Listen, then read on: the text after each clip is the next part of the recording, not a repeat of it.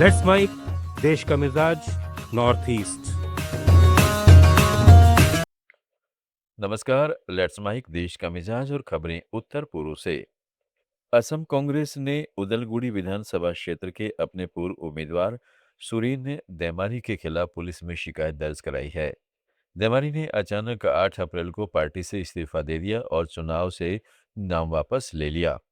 उन्होंने मीडिया में कांग्रेस को गद्दार पार्टी और बेईमान बताया था। इधर कांग्रेस का कहना है कि टिकट मिलने और नामांकन दाखिल करने के बाद पार्टी ने उन्हें चुनाव खर्च के लिए 30 लाख रुपए आरटीजीएस से दिए थे, लेकिन उन्होंने अचानक इस्तीफा देकर और पार्टी की छवि खराब करके विश्वासघात किया। असम प्रदेश कांग्रेस कमेटी के महासचिव रमन्ना बरुआ ने गुवाहाटी के बंगागढ़ थाने में यह शिकायत दर्ज कर कार्रवाई की मांग की है। वहीं चुनाव आयोग ने स्पष्ट किया है कि नाम वापसी की आखिरी तारीख बीत चुकी, इसलिए देमारी का नाम ईवीएम पर लगा रहा। त्रिपुरा में आदिवासी क्षेत्र स्वायत्त जिला परिषद यानी टीटीए एडीसी के चुनाव के लिए आज शाम प्रचार अभियान समाप्त हो रहा है।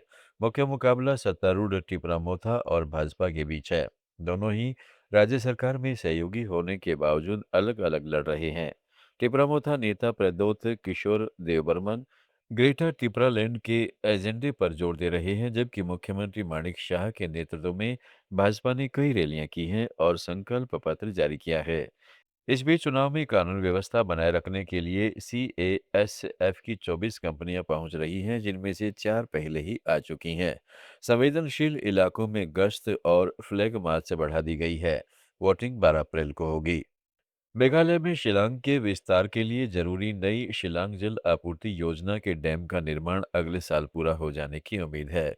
लोक स्वास्थ्य अभियांत्रिकी मंत्री मार्कुइस एन मराक ने डैम स्थल का दौरा किया। उन्होंने मीडिया को बताया कि काम 24 घंटे चल रहा है। पहले भूमि अधिग्रहण की समस्या से देरी हुई थी, लेकिन अब वह समस्या सुलझ गई है और बाकी हिस्से भी तेजी से आगे बढ़ रहे हैं। यह परियोजना नई शिलांग टाउनशिप और आसपास के 32 गांवों को पीने का पानी मुहैया कराएगी, जिससे शिलांग के बढ़ते शहरी विकास और नागरिकों की जरूरत पूरी होने से मदद मिलेगी।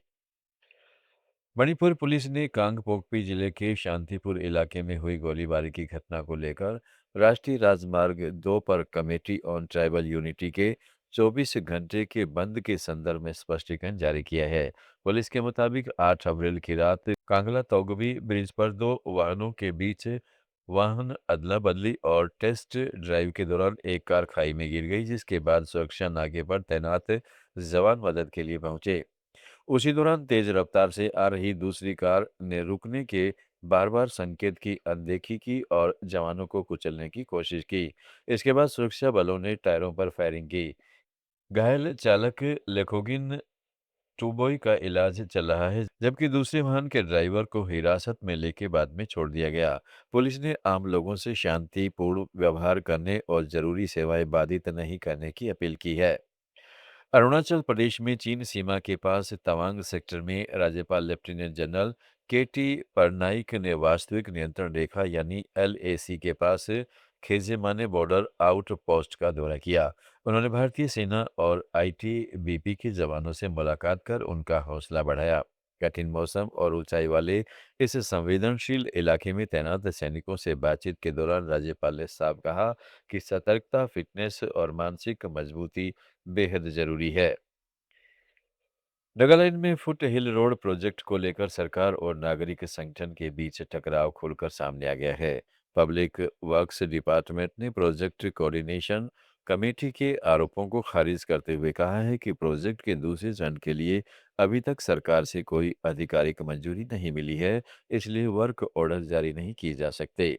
दूसरी तरफ समिति 15 अप्रैल से विभागीय दफ्तर बंद करने की चेतावनी दे चुकी है। विभाग ने यह भी साफ किया है कि जमीन और तकनीकी मानकों, खासकर रोड की चौड़ाई को लेकर अभी सहमति नहीं बनी है।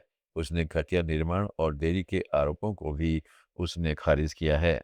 सिक्किम में रसोई गैस को लेकर बना संकट अब खत्म होता दिख रहा है और एलपीजी सप्लाई पूरी तरह सामान्य हो गई है। गौरतलब है कि पश्चिमी एशिया संकट के कारण देश भर में सप्लाई चेन प्रभावित हुई थी और इंडियन ऑयल ने आपूर्ति को करीब 80% तक सीमित कर लिया था। देश का मिजाज में फिलहाल इतना ही। जुड़े रहिएगा लेट्स माइक के साथ। आप सुन रहे थे let's mic more than radio. Follow कीजिए